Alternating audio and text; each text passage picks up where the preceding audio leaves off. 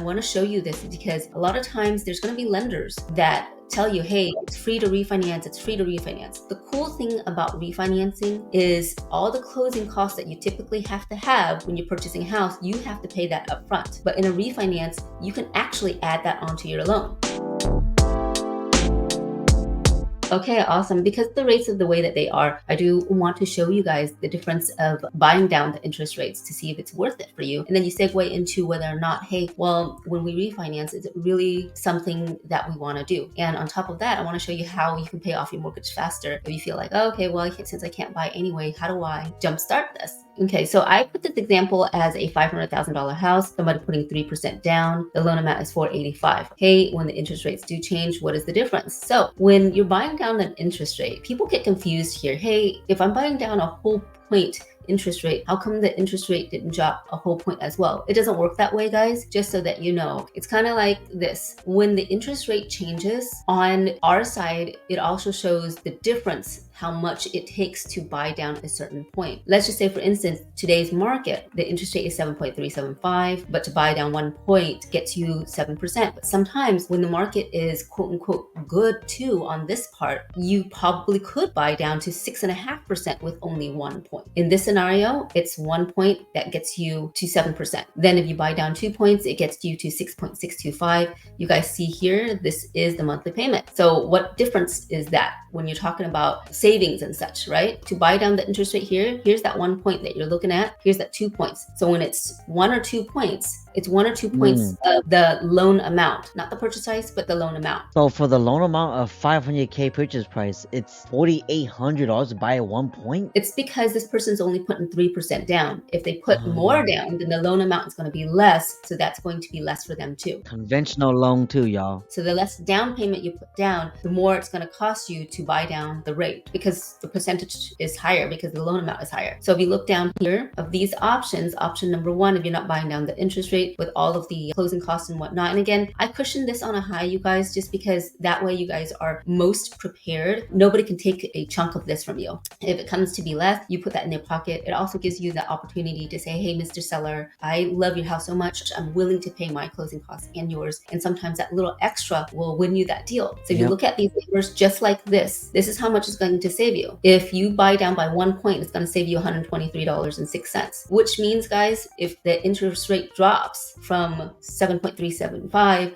to 7%, you're saving $123. That's 3/8 of a point. So it's not a huge difference. It makes a difference when your debt to income ratio is right there on the cusp. If qualification for this loan is 50% debt to income ratio, and at option 1, you are already at 49.9%, an eighth of the point could push you over that threshold. That's where it's gonna cause that situation that's unpleasant if you don't have a little bit more wiggle room. So in this situation, if you're saving $123 every single month, this is how much you'll be saving a year. And if you take that and divide it by the cost for your buy down, this is how long it's going to take for you to recoup that cost. It's a little over 3 years. Okay, guys, if you were to buy it down even further with 2 points, this is how much you're going to be saving. This is the annual savings, and this is how long it's going to take you to recoup that cost. This is important to know because when I show you guys the refinancing chart, if you were to refinance, so you see how the equity in the home, now you purchase this home, you put 3% down. This is doable if the value of your house, earlier you purchased a house for $500,000. If the value goes up to $517,000, you can pretty much refinance. Now I put this for 1 year, but realistically, hey, if the equity of your house went up in 3-4 months, you can still refinance. I'm just using this as a small example. So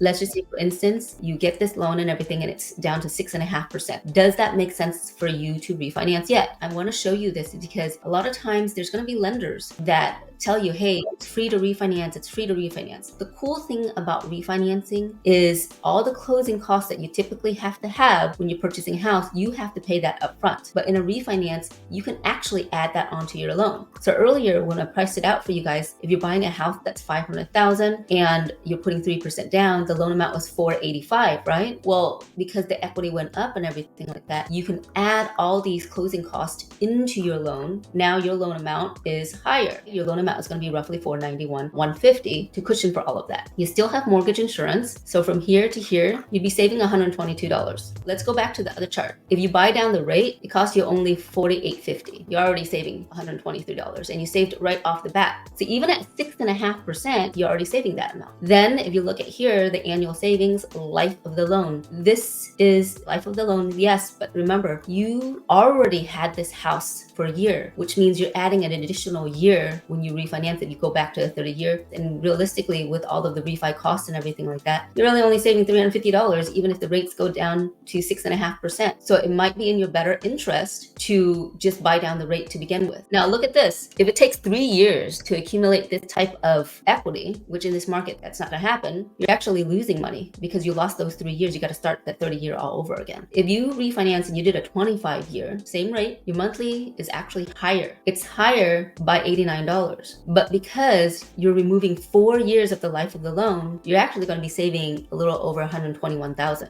So when you refinance, you got to take a look at the whole entire picture, and hopefully you have a mortgage strategist that will also show you this entire chart to see which one is the best for you. If your income and everything changes, then you might want to put in a little bit more to help you get to that point faster. Why would you want to pay off your mortgage early, right? Well, here's the thing. It's like, hey, if you can pay it off more early and you have less debt, instead of waiting for that to happen, you put an extra additional amount. So earlier, okay, if you chose option number 1, your interest rate is 7.375. You started out with $485. You add an additional $100 here. Look at that, guys. You just saved yourself almost 3 years, 2 years and 10 months. You just saved yourself over $82,000 just by doing an extra $100 every single month on your payment. You might not even need to refinance. It might be cheaper for you just to do it this way. Okay, we're gonna close it up, y'all. Thank you guys again for joining us today. We will catch you guys next time.